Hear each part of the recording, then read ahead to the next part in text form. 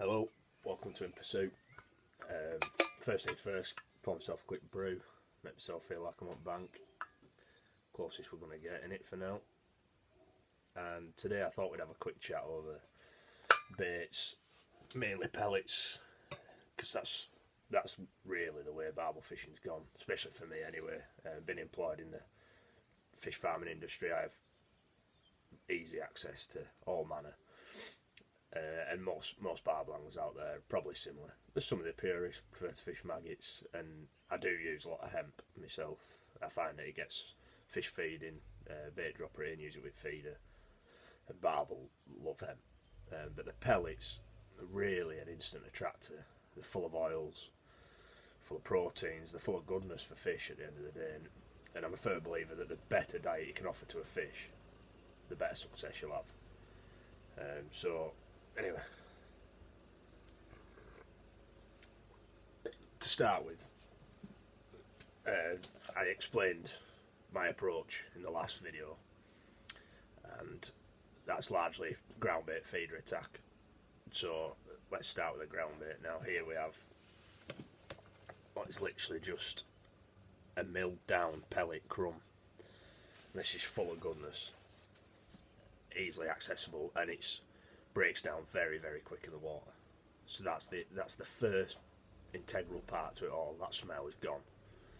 Back in the day, you'll probably, if you've been in fishing quite a few years, you remember that ground baits were largely made up of brown crumb, stuff like that, and the actual initial attraction of brown crumb is quite minimal. The good thing about brown crumb is you can add stuff to it, and it readily absorbs all the things that you might use.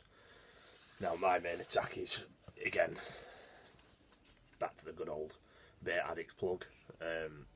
It's the chili chowder that Dan produces, and it really hums.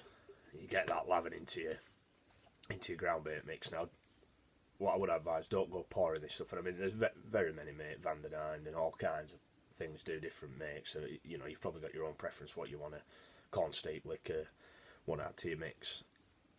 Don't tip this straight in, because what you'll get is your ground bait will clump it up. You'll end up with big balls with excessive flavour to it, and a lot that hasn't. So before you mix your water to your ground bait mix, put your water in your if you collect your water from bowl in a bait box from river, mix some of that in. I just generally go a capful, a capful in, mix it in, make sure it's well mixed into your water, and then add your water to your ground bait mix. Now if you don't use all your water, bear with me.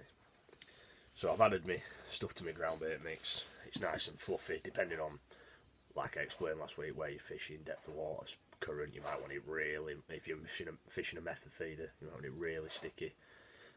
If you're fishing quite shallow swims, you want that bait gone, you might be quite fluffy. So we've added that in.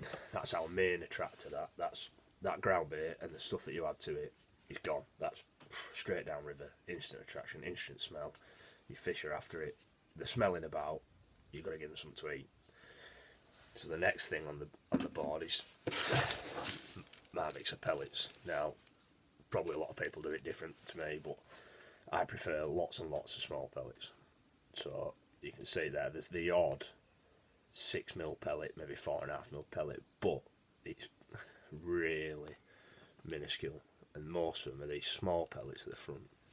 And in there's a mixture of all kinds of pellets, from really quite dark high oil pellets to lighter coarse pellets, some red coarse pellets. Now the beauty of coarse pellets is this bag's actually what I prep for the winter.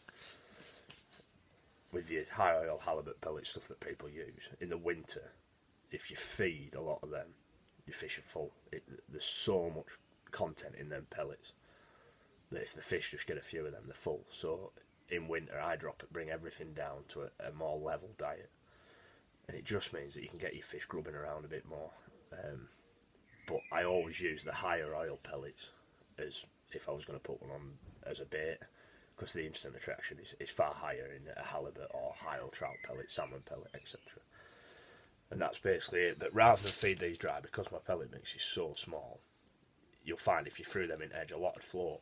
The last thing you want is them floating and buggering off miles downstream.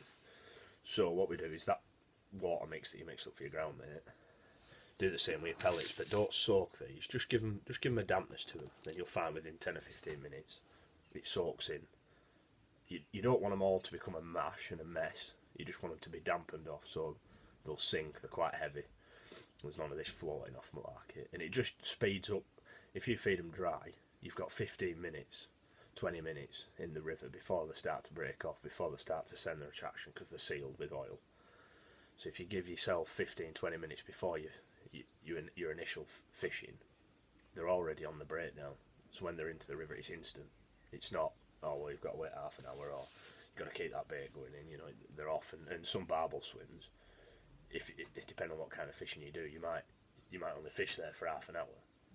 So you want the highest chance of catching a fish you can. So give yourself that chance. So that's the bait. That's the free bait.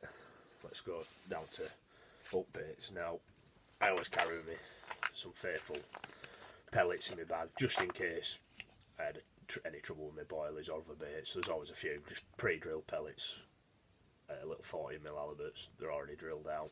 They go straight onto your air rig, not a problem. They're just, now and again, the pellet can win you a fish, although the main of my fishing is done with boilies now, like I mentioned before, I also, with these, pre-session, I mean these have been here a while now, but pre-session, maybe 3 or 4 days before, I drill 20 or 30 out, whatever I'm going to use for a session, and then I soak them, in the, whatever I want, but generally that chili chowder stuff that Dan does. And obviously you can't feel the texture, but they're quite soft and they're absolutely hum.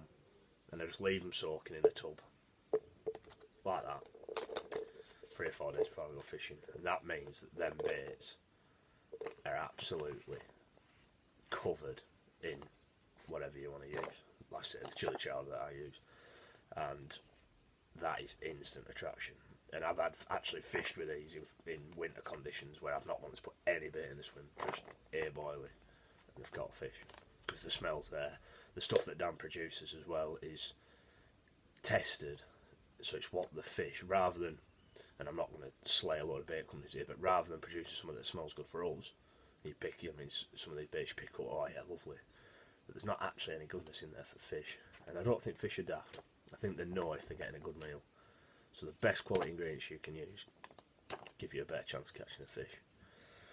And that's pretty much it. You know, it's nice and simple. That's the pellet attack. Like I say, I do use a lot of hemp, and to employ hemp in with your pellets, it's quite easy.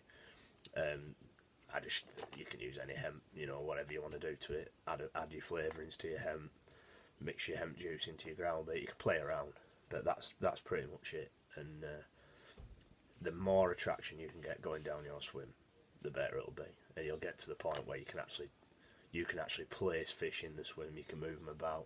You can actually start to pull fish up through other people. If you can produce a swim and the food that the fish want, especially in summer scenarios, you've got nothing to worry about when you're fishing. So there you go. Anyway, I'm going to enjoy my brew. I'm going to pretend I'm on bank, and hopefully I'll see you out there soon. Tight lines.